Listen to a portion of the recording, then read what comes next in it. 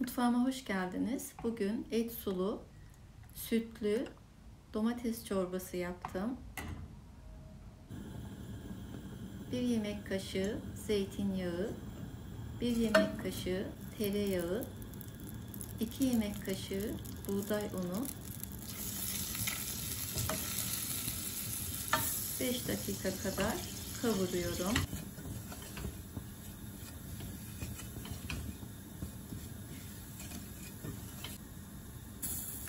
Bir tatlı kaşığı domates salçası,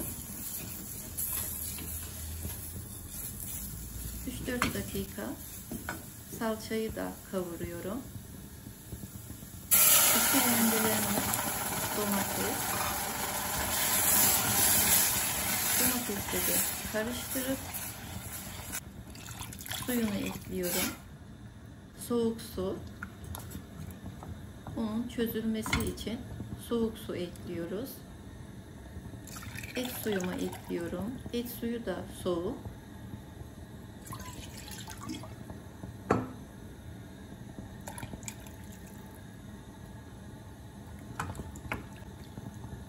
Kaynayana kadar karıştırıyoruz.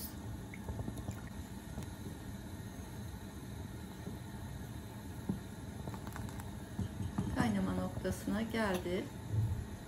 15 dakika kaynayacak. Tuzunu ekliyorum. Karabiber, kimyon, 2 yemek kaşığı sirke, üzüm ya da elma sirkesi fark etmez. Karıştırıp pişmeye bırakıyorum.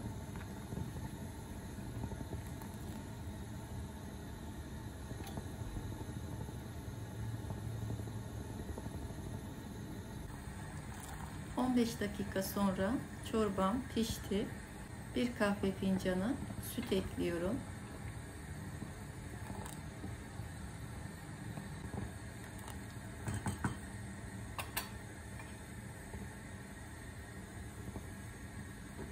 Bir dilim kaşar rendesi.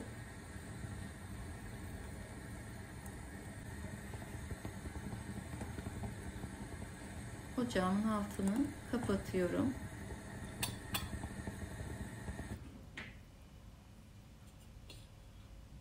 Tenceremin kapağını da kapatıp dinlenmeye bırakıyorum. 10 dakika sonra çorbam servise hazır.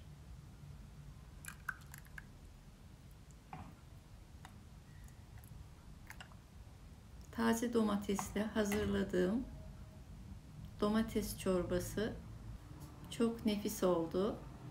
Üzerine tekrar kaşar koyuyorum ve tercihe göre acı biber.